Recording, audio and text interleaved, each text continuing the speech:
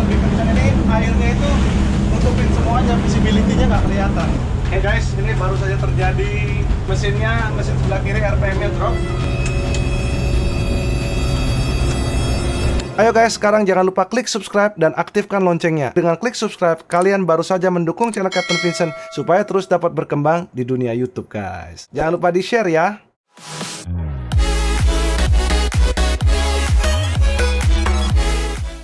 Hai guys, salam road trip kembali dengan Captain Vincent ya, sama Bang Jo di sini. Wah, keren banget. Sekarang kita dalam rangka menguji kapal yang baru saja kita panjangin. Seperti kalian lihat di video sebelumnya, kita bawa pulang kapalnya setelah sekian lama kita panjangin. Soalnya dulu pendek pak. Terus mesinnya mesin dalam. Mesin dalam itu rentan kena masalah. Ketika kena masalah itu repot deh. Barang mesti nunggu lama, terus teknisinya terbatas, terus teknisinya itu lebih kayak monopoli lah. Karena ini orang-orangnya terbatas, dikit-dikit harus naik dong. Jadi costnya terlalu tinggi. Makanya kita pikir udahlah mendingan kita ganti aja jadi mesin tempel. Mesin luar ini lebih nggak pusing. Jadi gini guys, seperti yang kalian lihat ini kapalnya sudah di sini. Kita mempersiapkan kapal ini untuk bisa bawa orang dulu kan ya. Tentunya habis kita ibaratnya habis maintenance lah.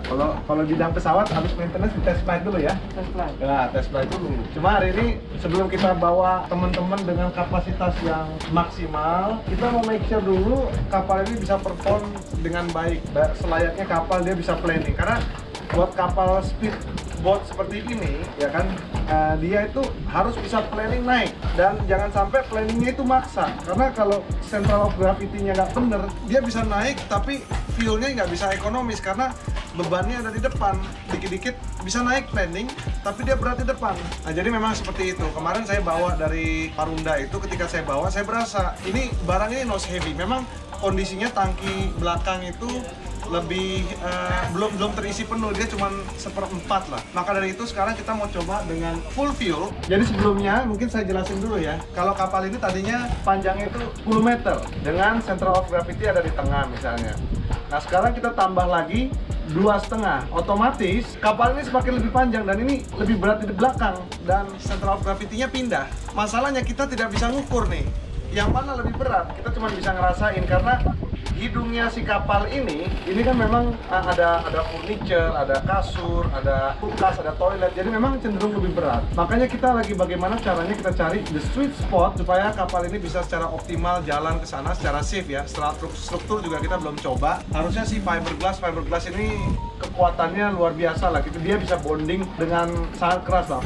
Fiberglass ini satu material yang sangat kuat lah, bisa bertahan berpuluhan tahun. Bahkan kapal-kapal yang memang lihat nih udah berumur lebih dari umur papa saya pun masih bisa jalan. Nah itulah fiberglass. Sekali lagi, kapal ini baru dipanjangkan, kita harus selayaknya tahu dulu karakteristik kapalnya. Nah, masalahnya ada beberapa yang saya nggak terbiasa, misalnya dengan kontrolnya yang tadinya biasa ringan dengan power steering. Sekarang kita dengan ibaratnya mobil nggak ada power steeringnya. Nah ini problem, ketika kita mau masuk itu kita biasanya cukup 2 kali putaran, udah mentok. Kita terus persnelengnya kalau kita pakai otomatis itu, kita dorong sedikit, tek, udah masuk. Kalau yang ini tuh mesti pakai tenaga bro. Ini ibaratnya lebih perlu tenaga, effort lebih banyak.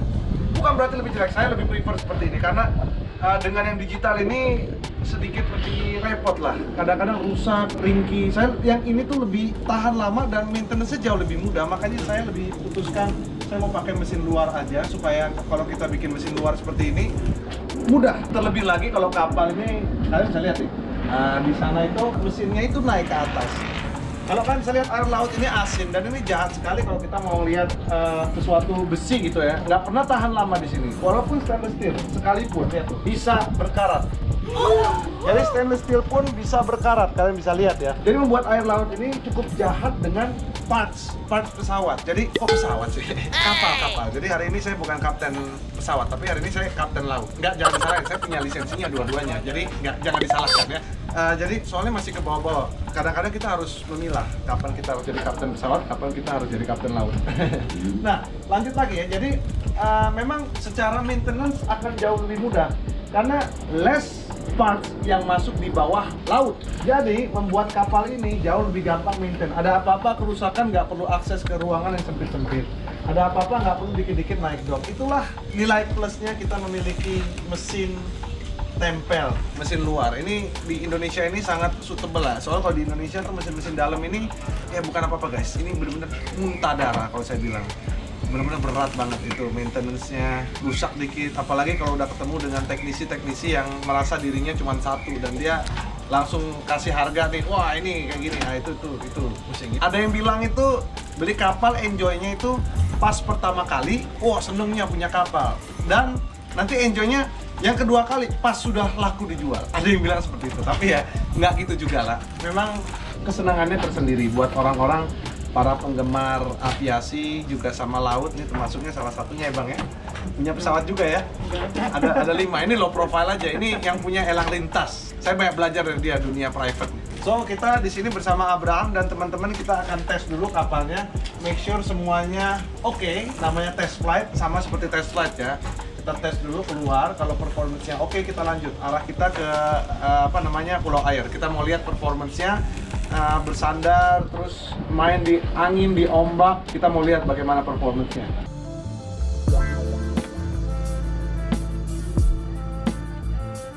Oke guys, sekarang waktunya kita mau berangkat dulu naik si itu.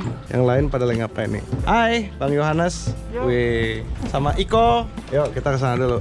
Naik kuda putih namanya. Naik kuda putih. Iya benar-benar kuda putih. Sistemnya sistem vakum ini, jadi mesti ada gravitasi dia. Beda sama di pesawat. Beda ya? Kalau di pesawat Tinggal nyolok, otomatis dia, benar. sini banyak manual. Manual ya, tapi effortnya keren. Ini benar-benar kerjasama antara teman-teman itu. Yuk kita ke kapal dulu yuk. Ayo ayo. Ayo.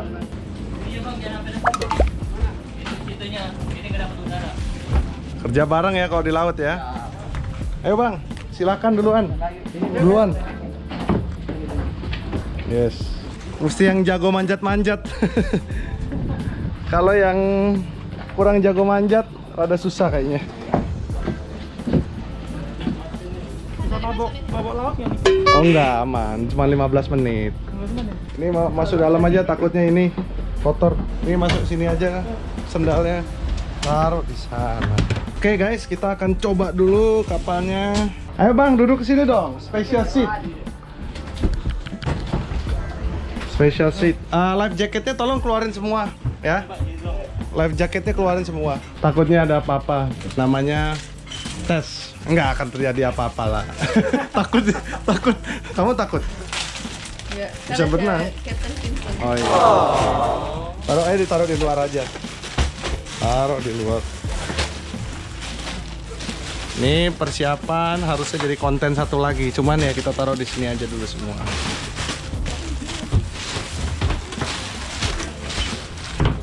Bang, duduk sini, Bang. Sini. Sini dong. Di sini dong, Bos. Nah, ini kalau bawa perempuan jantung rada susah soalnya. Sini, Edric. Sini sama Uncle. Takut ya? Nggak percaya sama saya, guys. Ayo sini. Ayo.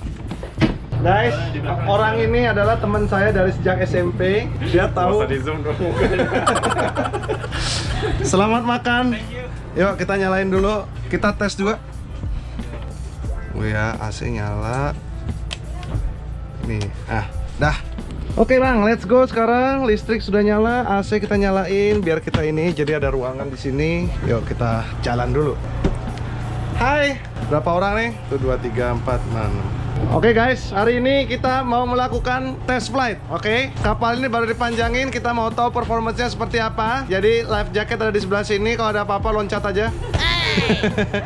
Jadi intinya kita coba, kalau nggak bisa kita balik, kalau oke harusnya sih oke lah. Ya kita coba dulu. Oke, geser dulu. Ini sudah idle, panasin mesin dulu. Oke. Starter ya. Wow, mantap. Gua suka nih.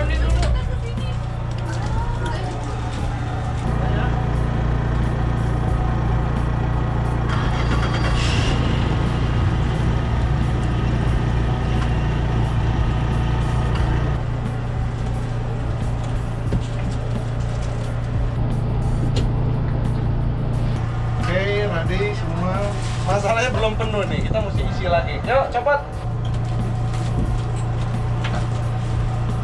Lepas. Jadi ini yang susahnya guys. Susahnya ini berat.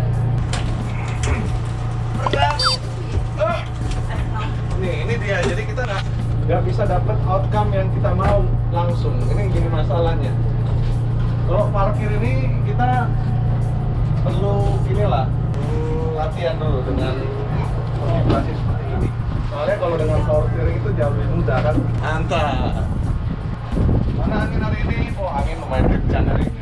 Otomatis ada ombak, tapi kita nggak tahu ombaknya di mana. Nah, satu yang saya suka dari kapal ini, dia kalau lari malah lebih enak daripada sebelumnya. Soalnya setirnya itu nggak terlalu sensitif. Jadi buat parkir emang lebih enak yang power steering. Soalnya kita bisa spesifik banget, kita bisa nempelin tuh bisa lembut sekali, bisa kayak kolok-kolok pakai power steering. Soalnya gampang membuat kapalnya bermanuver kiri kanan lebih gampang. Cuma memang kalau cruising memang lebih enak pakai yang ini karena kita bisa lebih lurus. Ini kita masih 200, 300, masih 30, terus di atas. Terus kaki.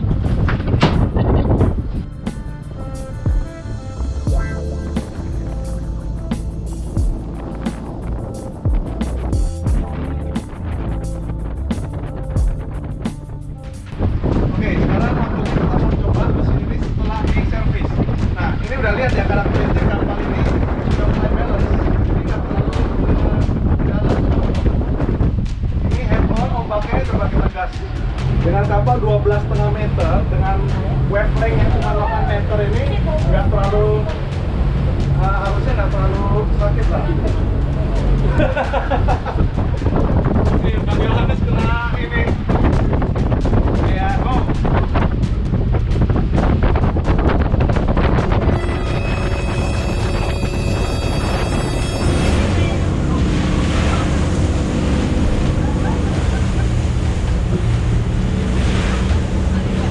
Oke, sudah mulai di tengah sini, jadi kita nggak ada ombak yang kepantul.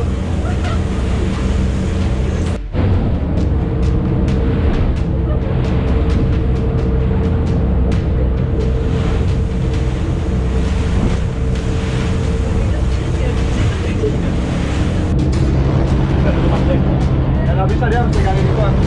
Guys, ini kondisinya ini kita nggak berani lebih kenceng lagi karena kalau kita lebih kenceng ini airnya itu nutupin semuanya, visibility-nya nggak kelihatan. Oh, kayak gini tuh. Jadi kalau lebih kenceng lagi tuh bisa ditutup terus. Jadi kita balance ngeliat ke atas, terus kita ngeliat ke bawah. Harus balance antara atas sama bawah. Yang penting kita harus keep control, bisa ngeliat keluar aja posisi seperti ini. Sama kayak di pesawat lagi IMC, Instrument Meteorological Condition. Ini yang baru buat saya nih, airnya ada di sini karena bocor-bocor dari depan ini. Nah, makanya kita mesti cari tahu kemana air ini. Habis ini kita akan cek kondisi build. Cek habis ini langsung dicek buildnya ya. Di belakang apakah ada genangan air atau enggak. Kalau ada langsung dibuang. Jadi first time kita harus make sure keselamatan. Kita mesti tahu dulu nih sebelum kita bawa penumpang banyak. Karena kan nyawa orang ditahan-tahan sama kita nggak boleh main-main dengan mereka. Pas lah segini, 16 knot. Ini masalahnya kita nggak dirubah, semuanya 4000 rpm, tiba-tiba mesin kiri rpm-nya drop. Oke guys, ini baru saja terjadi, mesin sebelah kiri rpm-nya drop. Kita mau cari tahu masalahnya di mana. Kita mau start lagi, masalahnya dia nggak bisa idle. Belum juga ketemu nih. Oke, sekarang waktunya kita kocok lagi.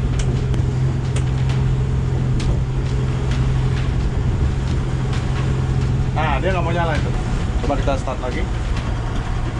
Oke, mesin pertama nggak mau nyala. Namanya we are officially single engine. Setelah starter jangan kita paksa. Oke, kita single engine guys. No problem. Hai. 10 menit lagi sampai. Di depan tuh.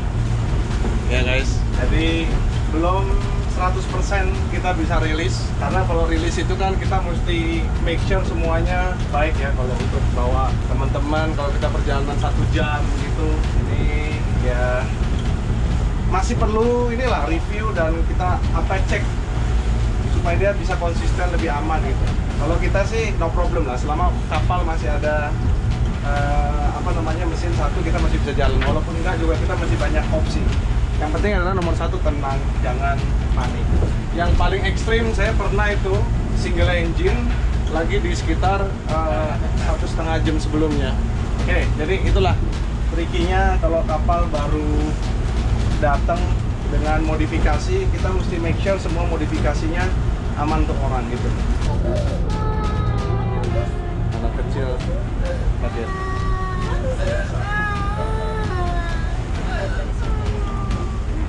Tutup. Ya, tutup. Bilangin nyandar, Jack. Bilang nyandar, mesin mati, numpang nyandar. Numpang nyandar bentar, bilang gitu. Numpang nyandar, mesinnya mati, bilang. Mas, mesinnya mati sebentar doang, Mas. Mesinnya mati.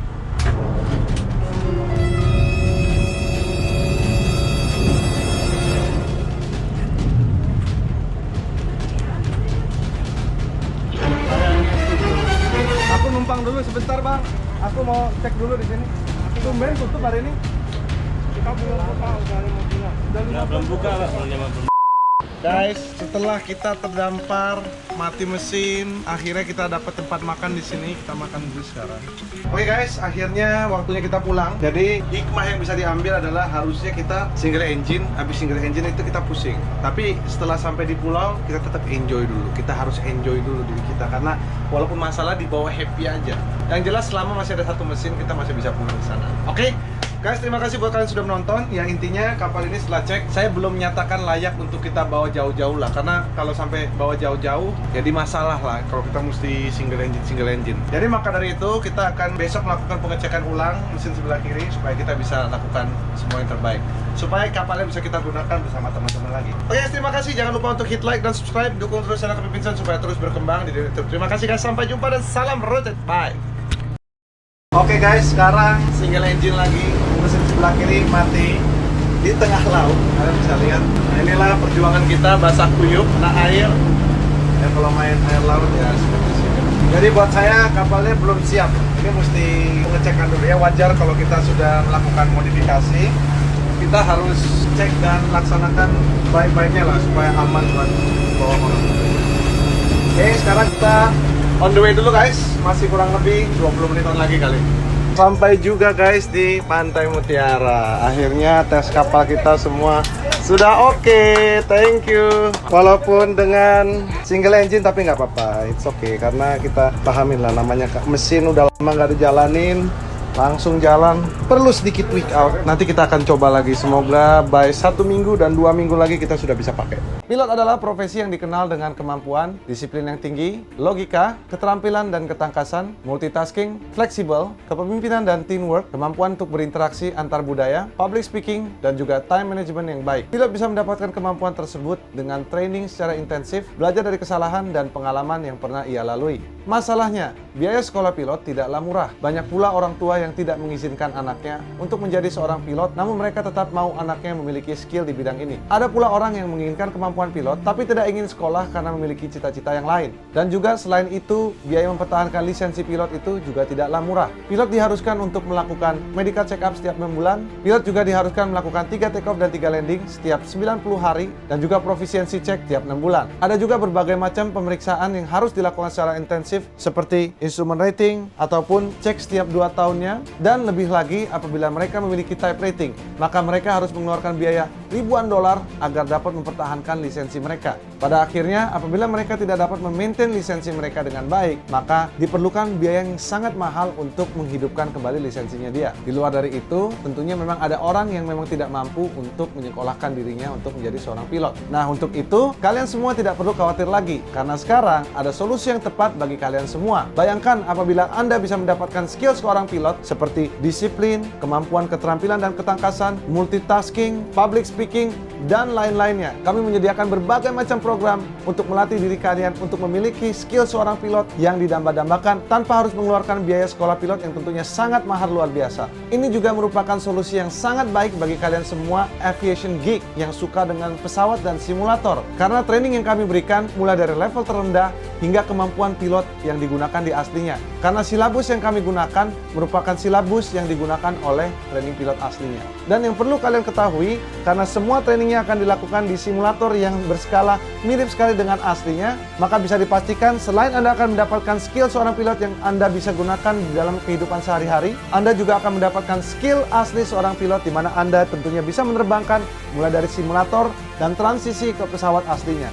Karena semua prosedur, silabus, dan alat yang digunakan adalah silabus dan alat yang menyerupai dengan aslinya. Tunggu apa lagi guys? Pilih programnya dan mulailah sekarang untuk mempersiapkan masa depan kalian menjadi masa depan yang lebih baik lagi.